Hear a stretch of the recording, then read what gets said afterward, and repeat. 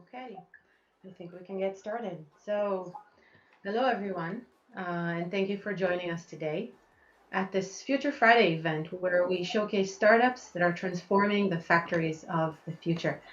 And today I have with me Utsav Mathur. Utsav is the co-founder of GMetri.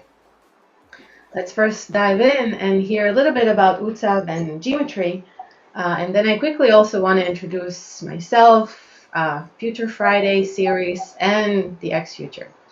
So quickly about you, Utsav.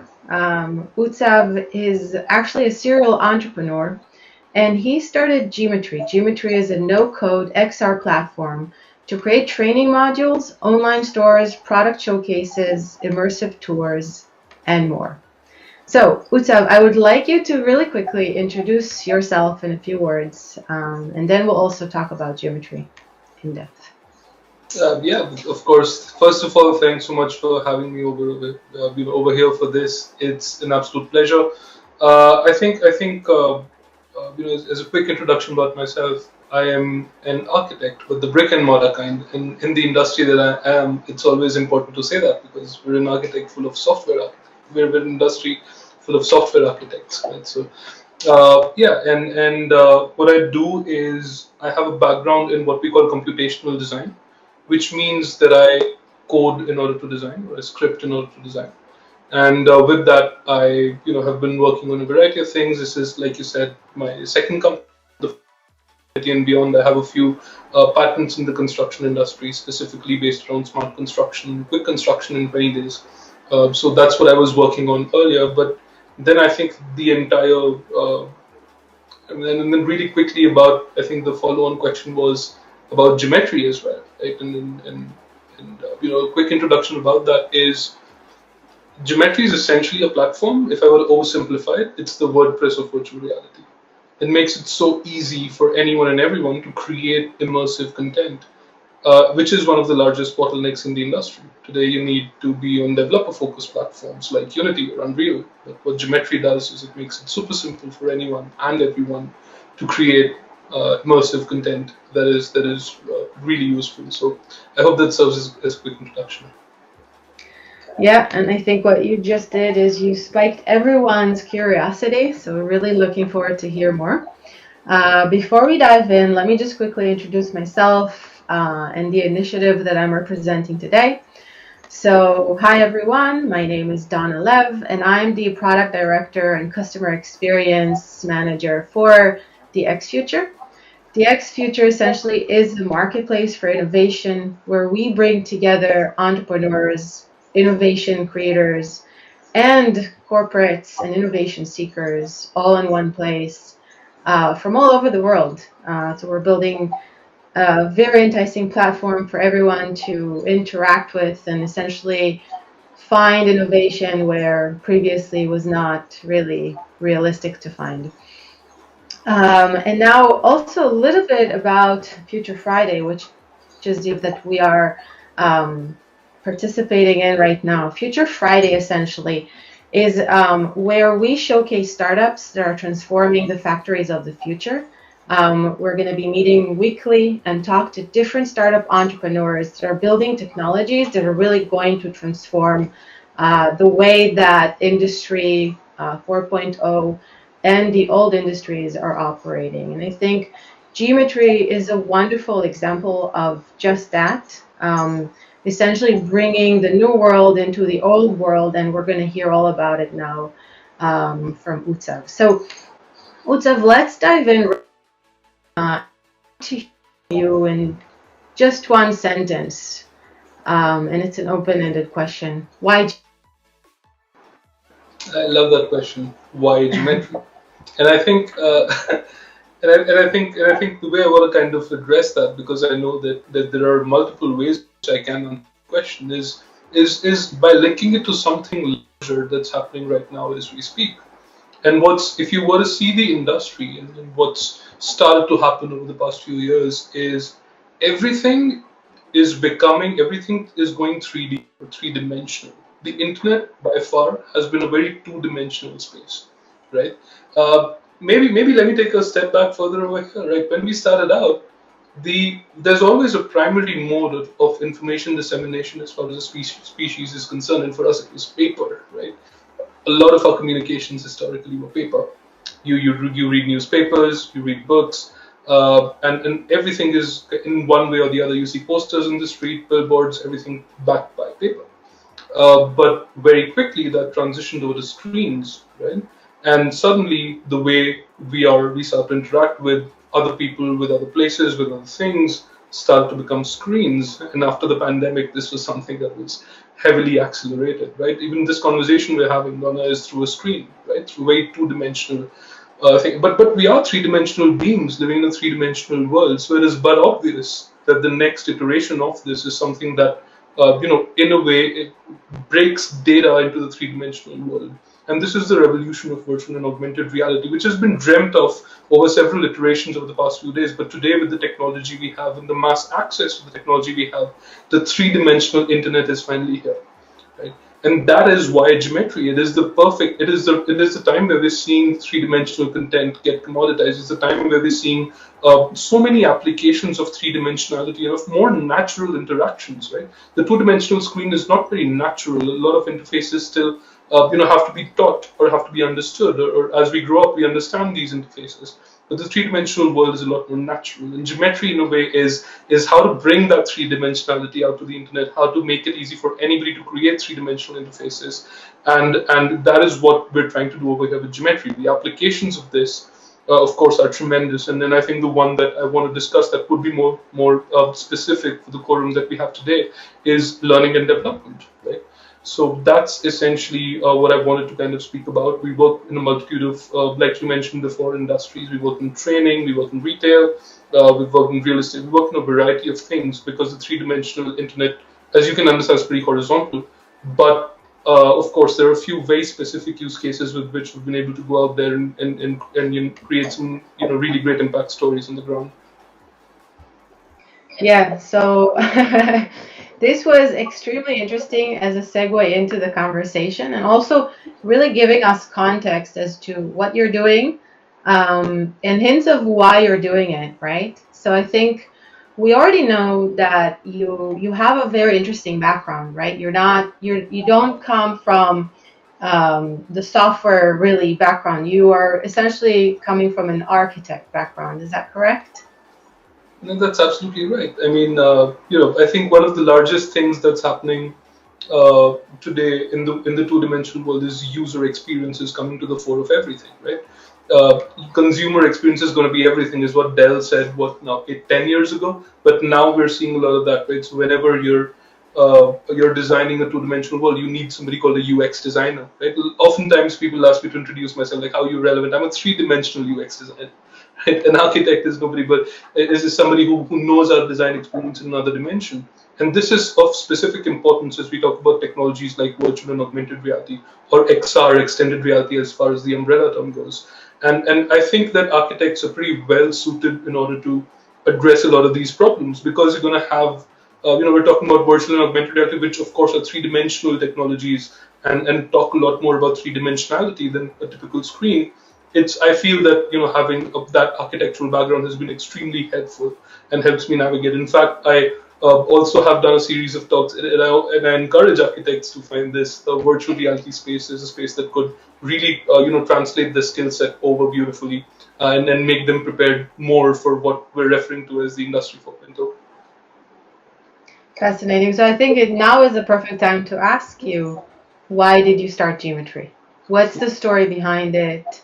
What led you to it? And why do you still do it today with so much passion? I think then that's a great question. So what happened, and let me just go again into the storytelling mode, is basically I started out as an architect and started my first company, Infinity and Beyond. I was consulting on several large-scale projects across the world. This includes the Expo 2020, which became the Expo 2021. Hopefully, we don't know if it's the Expo 2022 yet, but so far it's the Expo 2021 that's happening in Abu Dhabi. So I was working on that project and a lot of these other projects with my first company. And I wanted to add robotics and digital fabrication because those were the things that were going to build that. And to further that, I went on to EAC Barcelona, where I added these skill sets to be able to understand how they work. And that was an environment where I really had a lot of fun and got introduced to some what was at that stage pretty early consumer grade virtual reality hardware, right? So there was this time that I remember there was this HTC Vive headset that I'd been allowed to take home, of course, after signing a lot of paperwork, and I had this entire room that was set up when I put on my first headset, and it was me inside this other world, right? It's another world where I can interact, which has its own laws that I could define. It was another reality, and the power of that really gets to you. So if you've tried a headset experience and you've tried some quality content on it, it is really powerful because it has the ability to trick you and trick your brain into believing that there's something else going on, and thereby it can elicit responses which typically wouldn't have been possible for you within that environment, right? So it creates the illusion that you've traveled to another space, and creates those emotional responses. But at the same time, I was very skeptical of a few of the other things. For example, hardware. I do not imagine everybody having to buy a $3,000, $4,000 worth of hardware to be able to access this. This is something that would be linked to my computer. That itself cost like $4,000 or $5,000 at the time, because it was very expensive. And at the same time, creating content was limited to developers. The parallel that I can draw very cleanly with it is how websites were designed back in the year 2000. In the year 2000, you want to make a website, you hire a developer. What is the conversation you have with that developer? Hey, I'm going to have this content. Where are we going to host it? Those are the conversations you have with web designers back in the thousands. Today, you want to do a website. Well, you sign up for WordPress, you sign up for Webflow, any of these platforms out there with which you can really quickly create your own content. And if you do get somebody else to do it for you, the conversation you're having is, what is my user experience going to be, right? That's the primary discussion when you're making a website. Virtual reality development today is where website development was in the 2000s. And you're asking questions like, how do people access my virtual reality content? Are they going to be able to see it on a laptop? Are they going to see it on desk? Those are the questions that are going on pretty much if you develop VR content. And it's all developer-led. Developers are creating experiences, primarily fueled by Unity, Unreal, and those platforms which are focused on the developer community. So the gap that I immediately identified was, what about people who want to create content in an easy interface? What about designers who don't want to, who want to stay away from the entire coding part? What about people who want to train other people but are suddenly dependent on a computer developer to be able to create a training program? And I think that to answer those questions is where it became very evident that that bridge that allowed anybody using a no-code interface to create immersive content, that bridge needed to be created, and that is where the idea of GMetri originally started. And I got together with my co-founder Sahil, and we started this back in Feb of 2017. Okay, well, I mean, I have to say, I have so many more questions on this front, and also the part where the UX mind and the cognitive behavioral psychology comes into play, and how we consume the content, and how much easier it is for us to understand it where we consume it on one platform versus the other, or one technology versus the other. These are all very fascinating topics, but we can save them for another talk, I think. What I want to ask you is, so if you can describe the problem, right? The problem that companies are facing today, that cannot be addressed in any other way, essentially. What's the problem that you identified? If you were to see, and I want to focus and deep dive on the learning and development vertical, which is a really important vertical. We train over 1 million people across the globe. 20 of the Fortune 100 companies are our clients, who we do this for, include a variety of giants like Amazon, Accenture, Bosch, Diageo, Abinbev, a variety of consumers who we have, a variety of companies who we have created who we've created learning experiences for. And I think the problem goes straight back down to how humans learn, right? Now, if you were to see what is the best way to learn naturally, you would ask, right? Like, and I think one short way. Let's say you're somebody who needs to learn how to perform a specific task, or let's consider somebody who's a salesperson, trained to be a salesperson. When do you really learn? You learn when you have a customer in front of you, and you have a conversation with that customer, and you have an agreement or a disagreement with that customer, and you're on the ground.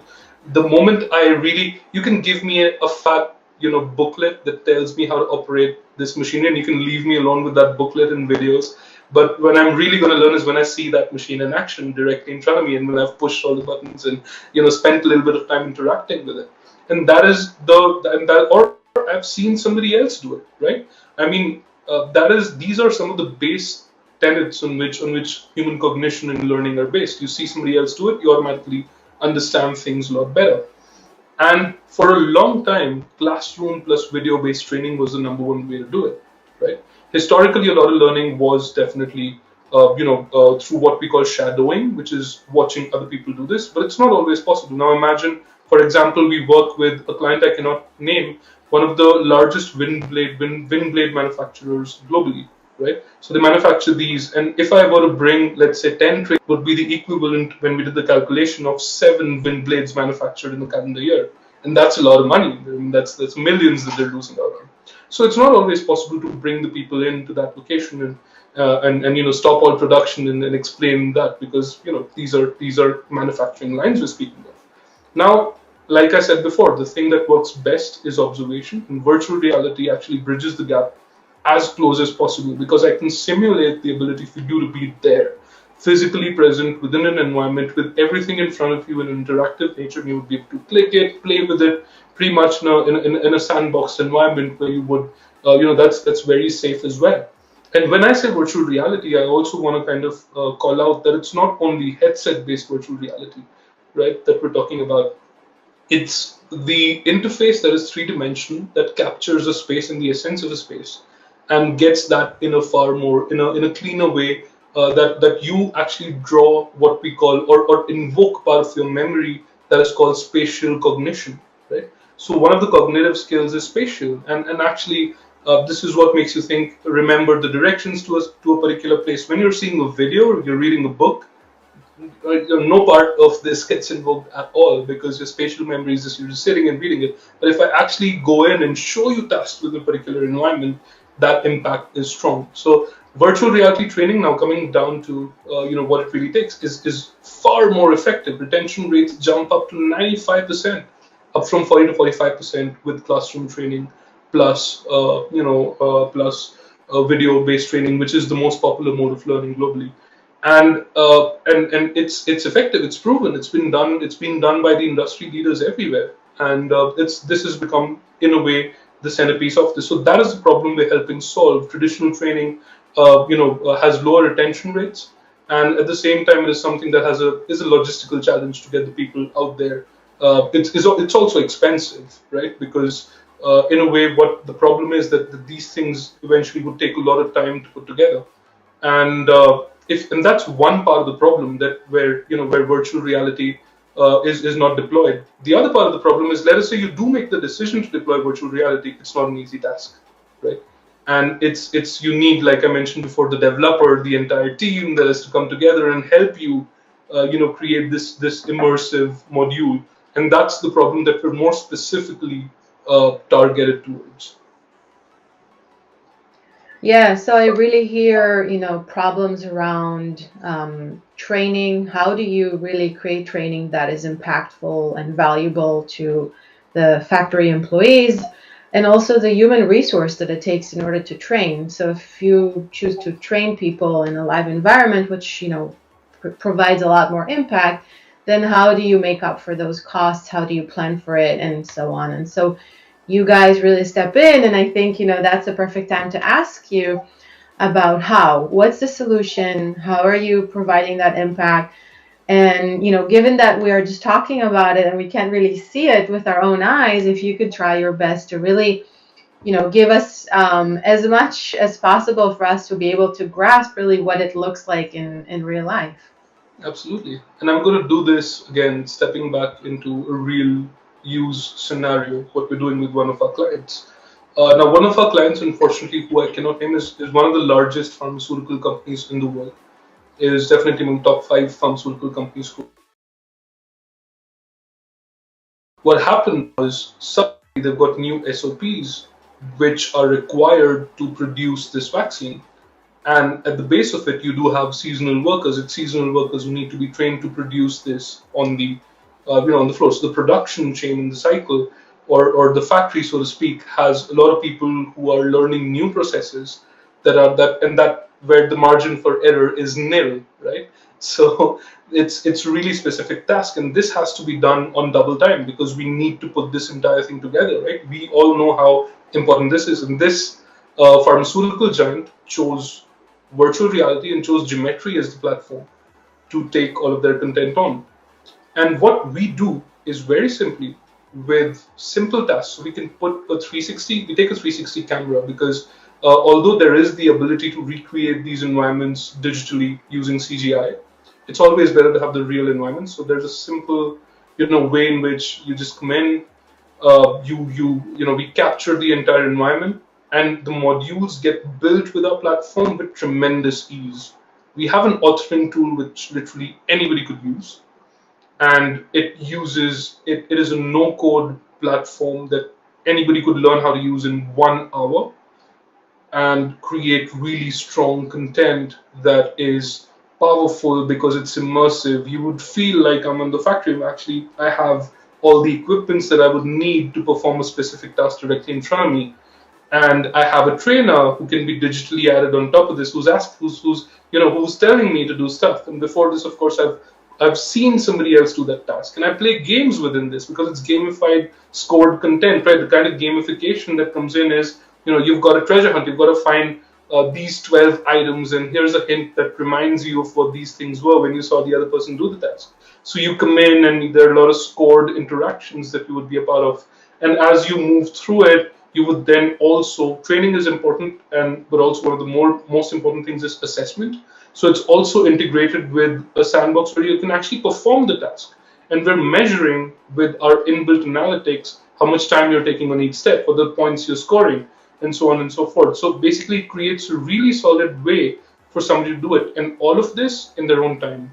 It can be accessed through headsets, of course, but also through mobile phones and laptops. It simply works on all devices, and it comes out as a series of playable, immersive games that can be created really simply. Now, the number of modules or the number of trainings that need to come out is in the hundreds, right? And all of this, because of the ease of our platform, is something we were able to create in a month. Just to give you a solid number over there, on a traditional, GMetri reduces the content creation time by 90%. It only takes us 10% of the time to come up with a similar, solution compared to the industry-leading solutions out there. And that's because of the power of our platform. So it's really simple to create it, and at the same time, it's really, really powerful and impactful. That's a really powerful metric right there, right? I mean, I don't even know if that was your goal going into it, but you somehow managed to also reduce the amount of time that it takes to create the content, which content on its own is something that takes a very long time to create. So, yeah, very. Go on. You want to say something? We've got templates that make that even easier, right? Because we understand how pedagogical models work. So you would be able to come in and create and understand, and just say that, okay, this content best fits this model, and all you have to do is just tell the system the goals, feed a 360 image or a 360 video, and it's really simple to put it together. And that's what a lot of people are surprised by when they see the platform, right? When they see the content, they're like, this is really rich content that would have taken a team of 20 people to produce, that would have taken a lot of time to produce. But here we are, with a team that was churning out like almost a module a day, right? So when they got into their rhythm, and that's the way that, and that's the power of the platform, really, to be able to create content at a really fast scale while keeping the level of immersion, the level of interaction, at a lot better levels compared to what traditional learning methods, for example, classroom learning plus video-based learning, would offer. Correct me if I'm wrong, but it also sounds like another one of the impacts that you were able to make is on essentially assessing the trainee, right? How well they're being trained, how fast, and what's their performance. Was that something that you knew going in that's going to be one of the very impactful things that you'd be able to automate? We were very pleasantly surprised by that. That's a great question, right? So what happened was we of course built in assessments and scoring, And when we built in the features, of course, we understood that part of any learning program is also measuring the success rate of that learning. So we built in, of course, those very naturally into it. But then people started, some of our clients, and this is one of the largest e-commerce players within the fashion tech industry. The idea that was coming from there is, or the thought was that this is something that gives you a really, in a way, a better way to assess somebody's skills, because you're actually putting that person in the spot, right? So we train, again, one of the larger pharmaceutical companies. We train their sales staff, right? And this is, again, one of the top 3 pharmaceutical companies globally. We train their sales staff to sell products to, let's say, a doctor who's prescribing a competitor's product, right? Now, what I can do with immersive reality is put you in front of that doctor who's barely interested to speak with you, doesn't want to talk to you, right? But you're supposed to go in and turn that person. And because the way our platform works is it also can take like separate different cases into the picture, so you can have trees of decision making. So it's not a linear storyline. It's almost like a Bandersnatch version, where if you do well, you can always try and you can try and get sooner to the objectives compared to certain other paths you might take towards success. So all of those things can be programmed within the tool, and I think the moment we demonstrated that with a couple of our clients, some of the other people came in and said that, hey, this is better than the assessments we run. And right now we're a part of 2 major accreditation programs. So you actually have to take a test on our platform in order to get the job in the first place with 2 of our clients. So we were also able to build that accreditation piece, just because it's so much of a natural way to understand and truly evaluate a person's skill set, rather than give them a set of MCQs and expect them to mark that out. I'm putting you in and putting you in the spot and making you do the task, and that also helps you evaluate people a lot better. So yes, I mean, that's something that happened as we didn't intend to design that piece of the business, but I think it's been interesting how some of our clients have made use of it. So tell me, if you could, we can further dive into this. How does it look like? Do I put the VR goggles on my face, or how would a normal training look like with GMetri? So you can start with with any virtual reality headset out there. We're agnostic. All the leading all of the leading headsets that you can find in the market could run our content seamlessly and out of the box. But also, and I think, and more importantly, it also runs on mobile phones, laptops, and desktops. But let's take the headset journey. I put the headset on, right? And I'm projected within a virtual version of whatever my job is. The first thing that I would see is what we call a familiarization module. You have to realize that for a lot of factory workers, one of the most overwhelming things is getting onboarded, right? And onboarding is a very important part of the learning journey that we cover. Is when you come in, you're overwhelmed. There are a lot of new machines, there are a lot of new processes, a lot of people working really fast on these machines and processes, so you tend to get overwhelmed, right? And actually, there's a time period from when you join. So typically on most factories, there is a elongated shadowing period where you're supposed to just follow somebody around and look at how they're working, somebody who's doing the job that you're essentially in there to do. This is after, of course, typically the classroom period, and you see somebody else do this job. And after, let's say, a certain amount of time, you would be ready to perform the task on your own. But now that shadowing process, and shadowing is really is painful, or the cons of that are because the person who you're supposed to shadow also doesn't stay as efficient, right? Because they have to kind of pause and answer your questions, and it's also something that brings down the productivity of somebody who's supposed to be exemplary, right? So that's the problem with it. You need your best guys to shadow, and the best guys actually end up producing lesser, right? Because you have somebody attached to you. So what happens with virtual reality is you put on the headset, and imagine the same person who you're supposed to shadow is standing right in front of you and doing the task, right? They're doing it very efficiently. And in the first module, in most of our, we recommend not adding any instructions on it. It's natural. You're seeing that person. That person's just talking to you and saying like, okay, this is how you go. This is what, you pull this thing out, you place this wire, you connect this over here, push that button. We also have the ability to pop out computer screens. If there's some work you have to do on the computer, then, you can pop out the screen and actually work on that computer screen. and you do the entire, you see that person do the entire process in front of you. You're doing nothing. That's the first module. Module 2 is what we call familiarization, where we actually put you in that place. You look around and you've got that entire thing, and everything is clickable, right from the computer to every machinery bit. You can click on it and it will show a pop-up saying, this is why this particular thing exists. And then the third part is where you're putting on a headset, whether it's an augmented reality, or you can alternatively just use your phone for it. You have a live instructor within the virtual room, and you can ask them questions and in real time within the space, and they can answer these questions for you so that you can clarify this. This is the third phase. And then once this is done, we have a lot of gamified interactions and assessments along the way, where we put pieces of the puzzle to you for you to solve.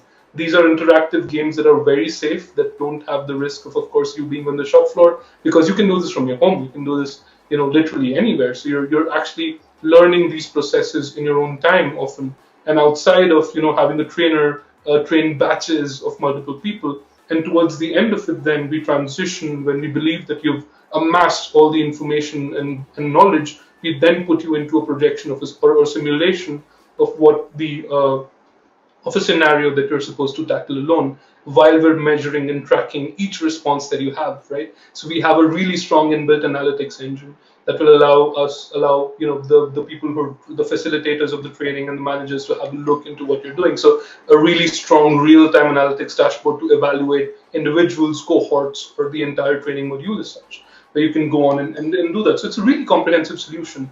And the number one thing that people assume when it's almost like having a digital twin of your factory, right? So your factory exists in physical space. There is a virtual version of it that exists in the cloud. And you can walk around it, you can see any machine, you could click it, and if that's a task you're supposed to do, or if because your job role has anything to do with that machine, we would train you for that machine. If it's something that's not part of your job role, maybe you can just see a quick description and okay, this is what it does, move on, right? So it creates that entire version that you can train in, and you can step in wearing a headset, or you can step in by just logging in on your computer, and like a computer game, use the WASD screens or click buttons to walk around different hotspots on. So it's a virtual representation. It's this virtual world that is a parallel of what is going on in the real world, where you can train in, and the machines would work pretty much how they would work in the real world, so that you can train a lot better on it and create simulations that are really lifelike. And those are really those are the use cases that I think are extremely powerful, that make people learn faster. So with one of our clients, the initial onboarding period. So typically with classroom and training, it took them 6 weeks to get somebody to do a task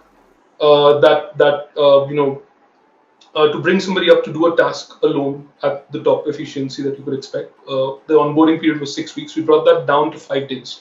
So that is how effective it can be, because and you're also paying that person while they're training, right? Like they're on your payroll when you're doing that. You also save a tremendous amount of money just making those savings. So I mean, which is why I think within the industry there is no question of the impact that virtual reality training brings. And I think the questions that most people most frequently have is, how do I do it? Or maybe the cost factor is something that might be a bit of a barrier for many people. And that's exactly what we're out there to solve. With our platform, it is extremely easy to take any of your existing training programs and move them to virtual reality and cash in on the benefits that immersive training, immersive learning has to offer. What I hear really is that you didn't only develop a new technology, but you've also taken a good amount of time to learn, and then presented in the software that you built what's the best way for a person to learn, right? You've learned yourself. Correct me if I'm wrong. Tell me a little bit about that part of the journey, because it really sounds like you got insight that not a lot of people do on how do we learn best as humans. You're so right on this, and we actually started out. What we started out as is a technology platform. What we do well is the technology, but at the same time, who you're building for and what is your end, what is the impact you want to cause on the ground is one of the most important things. And we actually ended up diving really deep into the research. I was at one point seeing videos on how babies learn as they grow up, right? So I mean, there are a lot of interesting learnings from a lot of people who've contributed to that, and a lot of conversations with people from the learning and development industry that helped us understand a little better how people learn, how does information come in, how do you absorb things. If I want to give you one quick snippet of information, what is the best way to make sure you work out with that, retaining that piece, right? So there are parallels to what we're trying to do and things to learn from the world of marketing, right? A lot of these tricks used by the world of marketing, a lot of these things are are all around us. And actually, if you remove that curtain of seeing what people are trying to do to get you to remember stuff and interact more with their stuff, every website out there, every piece of everything on your mobile phone is trying to get your attention. At the core of it, engagement is the currency of anything, and that's true for learning as well. If I can keep you engaged for a certain amount of time, if I can make sure that you're spending more time voluntarily in interacting with the content, you'll automatically remember everything. It all boils down to that, So it was an interesting journey how we discovered that entire thing, and at the end it boils down to engagement. And most of the training approaches are what we call stick approaches rather than carrot approaches. You have to make people learn, right? And these are not just around corporate training. In general, the learning world has had this debate for the longest time, right? So it's those are really interesting debates. And how can I in a way incentivize you subtly using game theory? So there's a lot of research into game theory, and again, like I mentioned before, a three-dimensional UX designer, or having to think like having the background of an architect definitely helps over there, because it deals also with the psychological way in which all of these things are there. So yes, we ended up doing a crash course on on how people learn and the general psychology behind the science of cognition and memory and how these things work. Yes, and a lot of our templates, by the way, which are now bundled into our product, are the result of a lot of these findings that we've had along the way. Very fascinating. Thank you for sharing this with us and our audience. Unfortunately, we don't have a lot of time left, but I do have a few more questions left for you. So I think I wanted to ask you real quickly, I think, what are the biggest impact, if you could, talk to us in terms of ROI or anything measurable that you've seen over the years with GMetri that you can share with us about your success and so on. We've been able to quantify a lot of KPIs. Primarily, if you were asked the learning industry, you asked for 3 or 4 important metrics. The first is learning retention. Like I mentioned before, we've taken that to 95% versus 40-45% in the industry. This is not just research that's out there, but also things that we have quantified through various modes like A/B testing. And people remember a lot better. So there's retention, and then there's recall, right? Which is again extremely important. Do I really remember this when the time for it comes out? And we also have several ways of testing recall, and we score far better than any of the traditional methods on retention as well as recall. I mentioned just a while ago that engagement is one of the top things that is really important within it, and our experiences record 8 to 10 times the engagement that any typical standard virtual video-based or classroom-based training would have. So it's proactive, it's a carrot approach. People want to learn more, and we do this through a variety of tricks, through game theory and through a lot of other things. We make people more and more engaged within this entire thing. And the last is what we touched upon briefly before as well, is training time, right? The amount of time it takes for somebody to learn a particular task, we've reduced that drastically. In some cases, we've reduced it by 60 to 70%, and that's now from any standpoint as creating these modules. You would take just 10% of the time to create the modules as you would in any other industry-leading platform, industry standard platform right now, like Unity or Unreal, which are the go-to platforms if you want to create anything virtual reality. We're focused on the learning world, because with one click you can take any of the GMetri experiences and link them with your LMSs, right? So you can link it with your LMS. It works and pops out of those systems that people are used to consuming data out of. So all of those integrations are seamless, and it takes a lot to manage and of course to deploy it and make changes within your training modules. From a company perspective, we've had the opportunity to work with a lot of clients, uh, uh, and for a variety of things, for a variety of different use cases, from things, from roles which are very specific. We have to be very careful, and is more about attention to detail, to roles which are more on a level where you need to pay attention to a lot of different things and make sure that they're at the same time where you're actually supposed to be a little bit of a managerial role, to roles that right up to leadership. Right? What is the number one thing that impacts recall? Is it repetition, engagement? What is it? In this day and world, and that's what it's like I said, it's got parallels everywhere, even in social media, right? Like how there are certain how they program the things to kind of have oxytocin releases is something that everybody is using across the board, and training is one place where this is required because of the nature of the content. It's very right.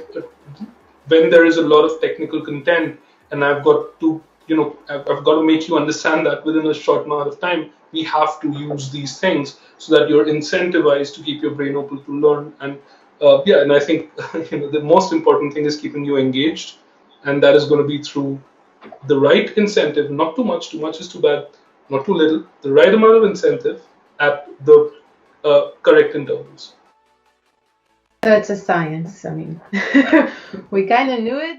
Very fascinating. I could go on forever, but to move on to the next question, and almost our last question. So we want to know from you how long it takes a corporate, an enterprise to implement your solution. So GMetri is a SaaS platform, right, which is primarily towards B2B. So technically, you could go on our platform, subscribe to it from our webpage, and you would have an instance of it that works for your organization right away. It's we don't have to do any customization per customer. It's ready, and all the templates are there. As you fill up the details, the right templates would show up. So you can start working on it right away. We have sessions that we have for, of course, our clients, where you can train on how to create better immersive content.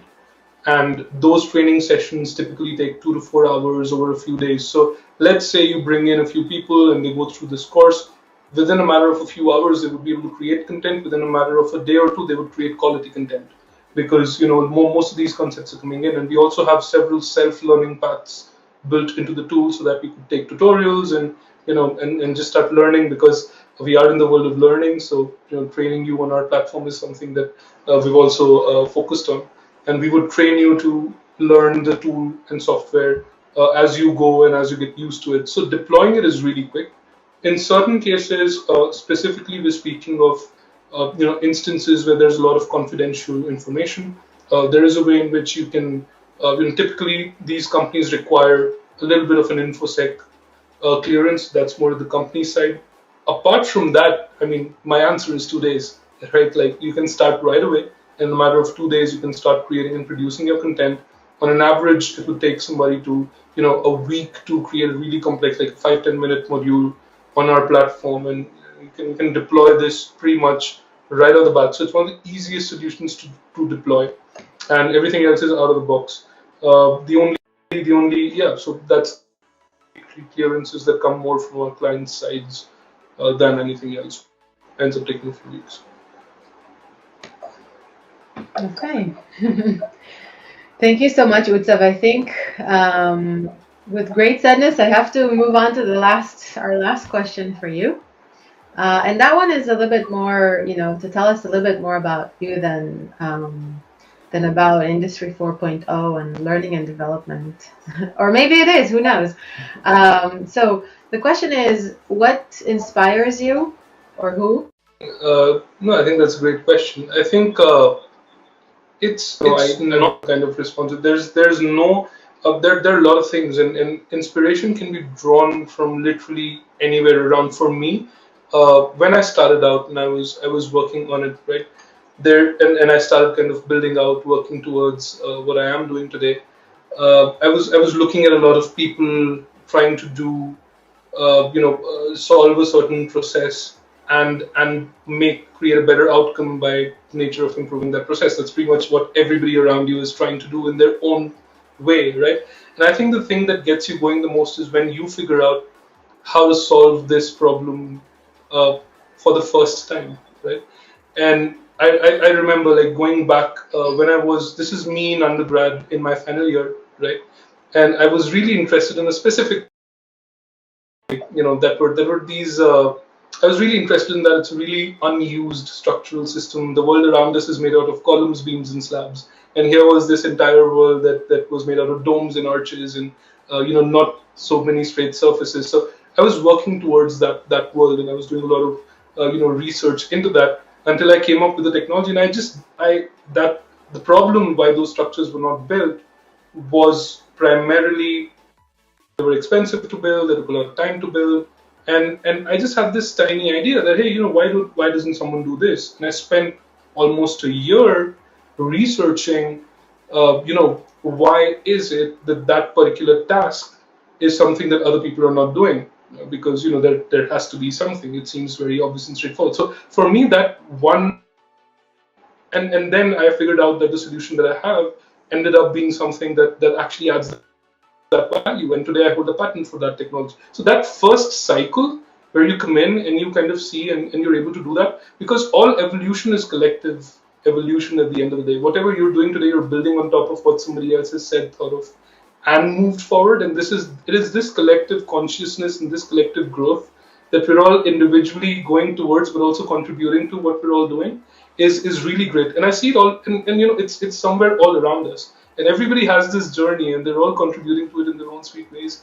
And everybody's trying to solve an iteration of trying to do better, trying to do what they do better. And it doesn't have to be work. I mean, there are people having better experiences than they did yesterday. There are people who are happier than they were yesterday. And the loop or the science at the base of it is all there, right? You just go ahead, you make an iteration that's better than the previous, and send it back to the community so somebody else can build over it, or you can build. And that part of it, as a collective, what we're doing and how we're growing, is one of the pieces that I find personally the most interesting, because these are small stories that are all around you, right? It's people all around who keep doing these things. It's you with this program that you're doing, right? Like one better iteration than compared to what it was, and that's really one of the best things. Like everyone collectively evolving towards who knows what future, but definitely a future that we all believe in. I wish we could hear everyone, because I think this award is a good clapping. There's a lot of generosity. You were very, very kind with us with your time and today, and even shared a little bit about your previous startup and venture that you were working on. And at the very end, you even added a dash of spirituality, which is something so on. Can meet you again and talk to you down the line, see how GMetri has progressed and grown and contributed to the world, because there's a lot to learn from you and from what you're doing. So that means a lot coming from you, and it was a great conversation, and loved every part of it. So thanks so much for having me here again. And would love to interact and speak more as we find the opportunities to. Thank you. I really, really appreciate it. And be safe in India. We'll meet you again. Thanks so much. Thanks for your time. Bye-bye. Thank you so much.